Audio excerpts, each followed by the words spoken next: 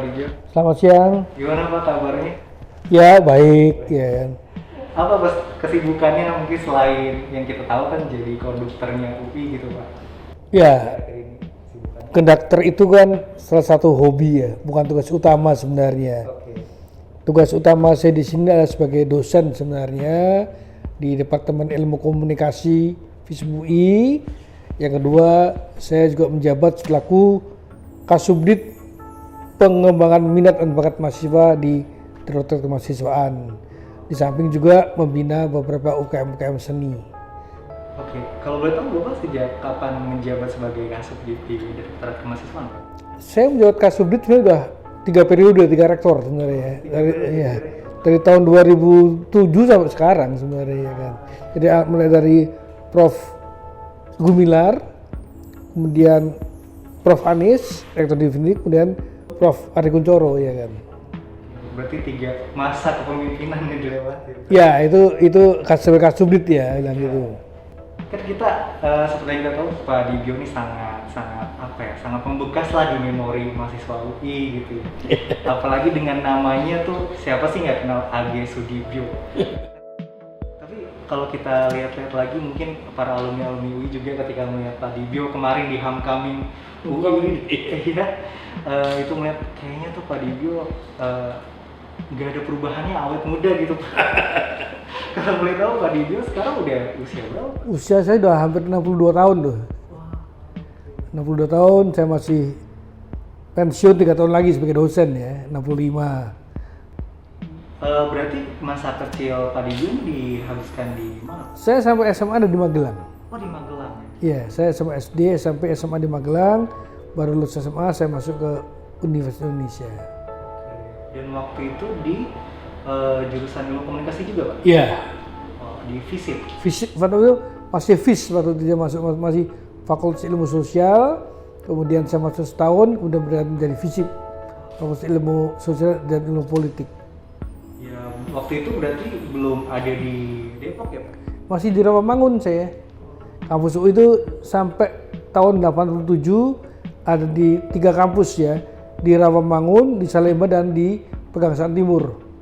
Nah yang ilmu-ilmu sosial kami ada di kampus Rawamangun dan sekarang jadi UNJ itu IKIP Jakarta ya. UNJ? Ya, itu kan IKIP Jakarta, sekarang namanya Universitas Negeri Jakarta.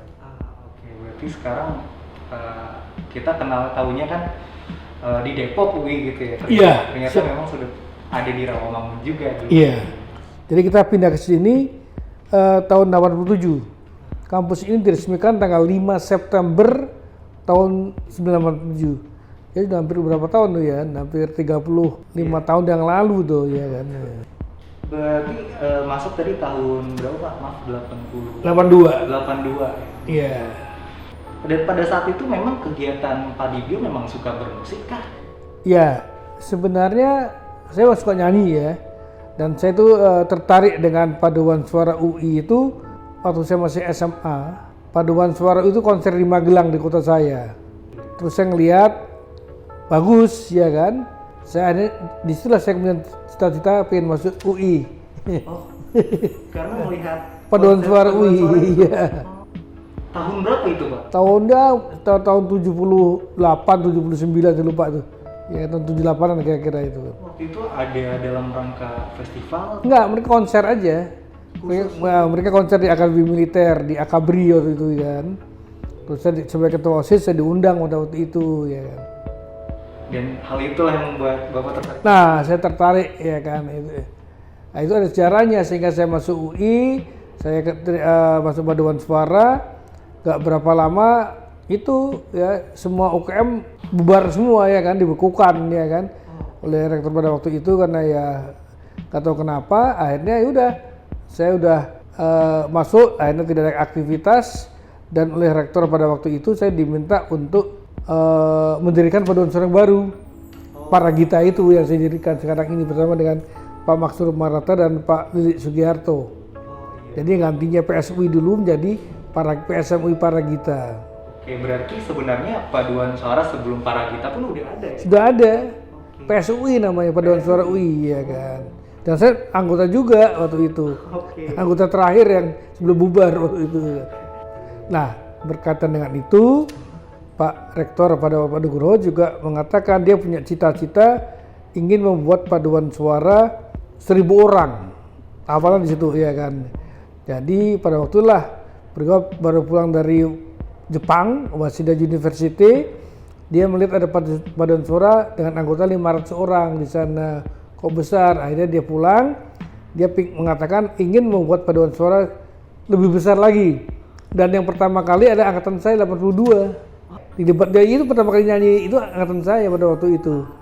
Dan sebelumnya UI memang udah mengadakan yang dengan jumlah yang besar? Oh belum pernah ada. Pertama angkatan saya, kemudian saya diminta menangani mulai angkatan 83. Ketika anak baru masuk, saya akhirnya sudah mulai melatih mereka. Jadi saya masih mahasiswa semester ketiga lah waktu itu ya kan. Berarti itu pengalaman menjadi konduktor pertama kali kah atau sebelumnya di sekolah sendiri? Oh waktu di SMA sudah sering jadi konduktor SMA, ada paduan suara SMA, SMP ya kan. Berarti jadi konduktor tuh sebenarnya dari sekolah? Dari dulu dah, ya ikut-ikutan lah bilang gitu. Tadi kan Pak Didio bilang menjadi konduktor itu sebenarnya juga hobi. Iya. Paduan suara juga hobi gitu. Iya. Tapi kalau hobi musik lainnya ada nggak Pak? Sama yang alat musik? Ya saya dari kecil saya pegang gitar, ya biola, piano, keyboard ya kan. Berarti memang sudah dari kecil hobi musiknya tuh yang sudah muncul ya? Iya. Tapi pengalaman ketika memimpin paduan suara UI tahun 83 itu pertama kalinya ada momen-momen yang diingat nggak Pak? Ketika pertama kali itu ada momen? Ya, pertama kali mimpin masa itu kan beda ya. Iya. Dengan paduan suara kecil tiba-tiba harus menangani waktu jumlah mahasiswa angkatan saya masih 1.000 orang. Terus angkatan 83 itu kurang lebih baru sekitar 1.300-an lah ya kan. Terus berkembang terakhir sekarang udah 9.000 orang. Iya. Yang kemarin terpecah rekor muri. Rekor murinya sebenarnya rekor yang kedua. Itu rekor kedua. Tahun 85 kan kita juga pernah pegang rekor muri. Pada waktu itu jumlahnya baru 3.700. 3.700. Ya, waktu itu di acara wisuda ya, kita rekor di situ. Terus 85 tahun 85 kan. 85 dan kemudian ya udah berapa tahun yang lalu jadi sekarang udah 2005 ya hampir 17 tahun yang lalu kan. Oke. Sekarang udah menjadi 9.000 orang ya. Bahkan 2 kali lebih besar. Iya lebih hampir 3 kali ada Iya, 3 kali. Dan saat itu paduan suara yang pertama kali Pak Didio bilang itu dilakukan di mana Pak? Yang 1.000 orang. Oh masih waktu itu wisudanya masih di Balai Sidang Jakarta. Oke. Jadi latihannya kami pindah-pindah kan. Kalau latihannya kalau di Kuningan pada waktu itu kan nggak ada tempat kan. Di Gelang Kuningan, di Istora ya kan. Latihannya juga pindah-pindah ya Pak? Pindah-pindah juga bilang gitu. Atau di Rawamangun bilang gitu. Dan itu kumpulan dari berbagai mahasiswa di Jakarta? Ya enggak, UI dong. UI yang seluruh yang ada di maksud saya, iya yang ada 3 kampus itu yang ada di Rawamangun, Salemba dan mau di Pegangsaan. Tapi selain paduan suara, Pak Didio mengikuti UKM lainnya kan? Ya, saya pada waktu para kita lahir juga namanya Orkan Simfoni UI Mawaditra, Liga Tari UI Kriya Budaya. Kemudian juga lahir Marching Band Madabahana. Oh itu di tahun. Tapi sebenarnya Madabahana sudah ada sebelumnya juga, tapi pada tahun 83 berubah kedua di Drum Band UI kan. Kemudian baru tahun 83 menjadi Marching Band Madabahana Universitas Indonesia. Dan Pak Didio juga ikut turut serta dalam. Ya pada waktu itu saya juga ya kan saya masih mahasiswa, saya ketua kan. Iya. Jadi saya ikut bagaimana proses mereka lahir juga. Oke. Karena ketua-ketuanya kan seangkatan sama saya pada waktu itu. Oh Ya. iya. Ketua-ketua yang pertama, saya ketua para kita yang pertama. Oh iya. Pada waktu itu saya ketua para kita pertama, ada ketua orkes Simun yang pertama Dudi atau siapa, di Katari juga ada Putu ya kan. Ya. Itu kira-kira seperti itu ya. 3 UKM musik lah. Iya. Yang Seni lah ya kan. seni yang pertama waktu itu. Iya, tahun 83 itu. Dan latihannya berarti bareng mereka tuh Pak? Enggak juga masing-masing, ya Masing-masing. masing-masing ya kan. Pas dan orkes ketemu pada waktu wisuda aja, kan mereka ngiringi kita ya kan. Tapi ada gladi bersih. Oh ada juga, ada di Senayan juga di di itu Balai balai sidang sekarang Jakarta Convention Center itu. Tapi kami juga lihat Pak, ada koleksi kami yang menangkap paduan suara di Istora Senayan. Pak Dibio sempat merasakan nggak latihan paduan suara di Ya itu juga saya mimpin di situ juga kan. Di situ, Iya di tahun 84 itu. 84 itu ya? Iya. Oke. Kalau nggak salah waktu itu ada Pak Lirik Sugiarto dan Pak Max Rukumarata. Oh iya. Saya masih membantu mereka ya kan. Waktu itu dia masih mahasiswa lah ya kan. Jika mereka yang utamanya bilang gitu. Oke. Dari pengalaman Pak Dibio sendiri, sempat mengalami nggak sih Pak, kalau misalkan Bapak tahu kalau ada perubahan lirik dari General Uli Pak? Oh saya tahu. Jadi kebetulan saya kenal baik dengan penciptanya Pak Husain saya lupa namanya. Husain Umar, ya kan Umar. Saya terakhir ketemu beliau itu tahun 2017 kalau tidak salah tuh. Beliau sebenarnya juga pada waktu cerita tentang Genderang UI itu. Itu sempat berubah 3 kali bahkan ya kan. 3 kali? Dulu kan ada yang di 3 kota ya kan, Bogor, Jakarta, dan Bandung. Iya. Kemudian tahun awal tahun 80 tahun 70-an tuh yang buku Pesta dan Cinta itu diganti menjadi Semangat Lincah Gembira itu. Itu dulu buku Pesta dan Cinta. Buku Pesta dan Cinta. Sekarang Semangat Lincah Gembira itu ya kan. Kita tuh mendengar Pak Dibio itu erat dijuluki sebagai profesornya Balairung. itu kapan Pak pertama kali disematkan julukan itu? Itulah Dari mana? pada waktu itu sebenarnya Prof. Yudi pada waktu itu. Rektor kita pada waktu itu tahun 86 ya kan.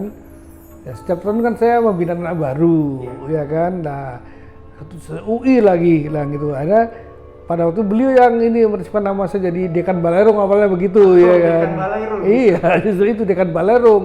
Iya kan. Nah, itu terakhir udah bilang Rektor Balairung bilang gitu ya kan. Kan udah se-UI lah gitu ya kan. Satu angkatan tiap tahun lagi bilang gitu. Kuliahnya sebulan aja. Iya. Berarti Bapak mesti duduk juga dong di panggung. Enggak lah. Saya tugasnya justru di tengah-tengah di panggung saya. Bahkan ketika waktu saya wisuda pun saya pakai toga kan. Oh iya Pak. Karena di dokumen UI banyak banget yang saya kirim aja kan. Dan sambil Iya, sambil memimpin, iya. Berarti awalnya dijuluki dekannya Balairung. Iya. Oleh Prof. Sejudi. Prof. Yudi ya kan. Tapi Pak Dibio sudah lama istilahnya memimpin paduan suara mahasiswa baru, bahkan ketika itu pertama kali disebut paduan suara massal lah, Iya. bisa dibilang 1000 orang. Perasaannya apa Pak? Bahwa mengetahui 2 tahun mesti berhenti Nah, itu ya. di masa pandemi itu Pak. Terasanya ketika wisuda, iya. Ketika wisuda kan memang banyak ribuan orang di atas gitu ya kan. Nah, 2 tahun ini kemarin tiba-tiba nggak ada online, sedih banget lah ya kan. Yang biasanya wisuda tuh pada waktu bulan Agustus itu kan begitu gegap gempitanya kan. Orang baru pakai jaket kuning, nyanyi ya kan. Nah, tiba-tiba hilang semua, bilang gitu loh. Semangat mahasiswa. Wow, nggak ada itu, Balairung sepi. Saya lihat semuanya ini membayangkan aja. Udah gitu juga waktu itu kan masih lagi ganas-ganasnya COVID ya kan. Terus di swab segala macam masuk waktu wisuda online dan saya juga berpikir ini kapan akan mulai lagi begini ya kan. Coba ada varian baru sampai 2 tahun ya kan. Saya malah tidak menyangka bahwa tahun ini akhirnya bisa lagi. Oh justru. Saya nggak menyangka ya kan. Luar ekspektasi. Iya, tiba-tiba wah bisa, bahkan lebih banyak lagi kan. Gimana Pak perasaannya setelah akhirnya? Nah, di situ juga senang ya kan. Tapi juga ada rasa was-was juga ya kan. Nah, itulah ya. Tapi akhirnya ya udah bisa kembali, anak-anak juga semangat kan. Mereka dengar bahwa dulunya baru pertama kali ada lagi suasana itu ya kan, dan mereka sangat enjoy semuanya. Dan saya juga ya betul. Ada sesuatu lagi, energi baru lagi bilang gitu loh. Kita mulai lagi, kita recovery lagi bilang gitu. Dan puncaknya ketika tanggal 25 Agustus ketika Muri pada waktu itu ya kan. 9.000 orang. 9.000 orang itu ya kan. Dan ternyata energinya tuh bukan dirasakan mahasiswa baru aja Pak. Dan para alumni yang nonton videonya, wah kita merinding tuh ketika melihat itu pada akhirnya Balairung penuh lagi. Iya, iya. Dan akhirnya dimulai lagi paduan suara. Iya, dan apa itu sebelum rekor muri kan juga sempat homecoming day kan. Iya. Nah, alumni bisa kumpul lagi banyak, nyanyi lagi semuanya lah gitu. Betul, itu hal-hal yang membahagiakan kita sekaligus juga Pak Dibyo. Iya. Selaku Profesor Balairung.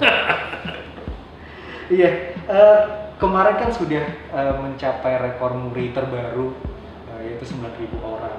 Tapi ada nggak sih Pak kedepannya mungkin dari keinginan pribadi Pak Dibyo, entah itu terkait dengan Pak Dibyo sebagai konduktor UI atau hal-hal lainnya, ada nggak kedepannya hal yang ingin dicapai gitu? Kalau buat saya sebenarnya rekor muri itu hanya suatu spirit saja lah, sebenarnya spirit apa kembali semangat lagi. Yang penting buat saya itu adalah setiap tahun tuh anak-anak UI itu dengan bernyanyi ya, mereka mencintai kampusnya, mencintai negaranya, itu aja sebenarnya kan. Dan mereka sebagai sarana bersatunya anak-anak UI kan apa lagi kalau buat di situ, ya kan? Sebagai masa baru yang datang dari berbagai pulau di Indonesia, Sabang sampai Merauke kumpul semua nyanyi bareng, ya kan? Senasib bahkan nanti mereka juga ya banyak kan akhirnya berapa tahun kemudian jadi pemimpin negara ini kan. Nah tentunya ya itulah yang kenangan buat mereka ya kan. Saya cuma hanya apa itu menyemangati mereka lah, semangat mereka itu sebagai anak Wilo, ayo nih luar biasa nih, bilang gitu ya kan. Dan ternyata ya spirit itu mereka masih ingat sama mereka alumni berapa tahun kemudian, bilang gitu ya kan. Kadang kalau kita ngeliat Pak Dibyo, aduh terakhir kali ketemu Pak Dibyo di mana? Maksudnya tahun berapa itu saya lulus gitu? Iya. Ya tuh udah lama. Ya pasti anak-anak UI itu kan paling tidak ketemu saya kan belum satu fakultas 2 kali kan. Ketika dia maba sama ketika dia wisuda, rata-rata kan begitu ya. Iya, Waktu masuk dia nyanyi, waktu wisuda dia mendingan dinyanyiin kan begitu ya kan. Sehingga kasihan angkatan 2018, 2017 ya yang pas mereka wisuda dulu nyanyi, tiba-tiba pas mereka wisuda ya wisuda online bilang gitu. Iya betul. Itu Anak-anak 2018 masih kena, masih dapat kemarin kan, masih wisuda begitu ya kan ya. saya juga ngerasa ya online lagi. Ada something yang hilang lah, satu missing lah. Ada sesuatu yang hilang ketika kita nggak ngerasain bernyanyi di Balairo, atau kita yang menjadi wisudawan nggak mendengarkan lagi suara Dinyanyiin dia kan. adik-adik mahasiswa baru. Mungkin terakhir Pak, Iya. apa pesan Pak Dibyo mungkin untuk para mahasiswa UI, ya mungkin mahasiswa baru juga yang baru masuk dan Iya. juga para alumni UI yang sudah dilepas kepergiannya oleh Pak Dibyo ketika Iya. Kalau buat mahasiswa baru dan buat anak mahasiswa UI itu, saya selalu berpesan satu, cintailah alma matermu dan negaramu, dan jadilah orang hebat, tidak hanya sukses, ya. Anda keterima di UI itu sukses, Anda lulus dari itu sukses, tapi Anda harus jadi orang hebat. Orang hebat itu adalah apa? Orang yang punya prestasi yang bisa dibanggakan buat negara dan bangsanya, baik di tingkat nasional maupun internasional. Dan kita punya banyak tokoh-tokoh hebat di sini, alumni-alumni kita. Nah itu mudah-mudahan menjadi semangat buat para maba ya. Nah buat para alumni UI ya, inilah kampus Anda ya, ingatlah selalu ya kan, cintalah alma mater UI tadi sampai kapanpun juga. Itu pesan saya pada mahasiswa baru dan pada alumni Universitas Indonesia. Baik. Terima kasih banyak Pak Dibyo atas wawancaranya. Dengan yang kami hormati, selamat pagi dan selamat datang di Balairung Universitas Indonesia. Upacara wisuda dan penyambutan mahasiswa baru program sarjana reguler dan ekstensi tahun akademik 2002-2003 segera dimulai. Hadirin dimohon berdiri. Mas mana ya? Mas sudah.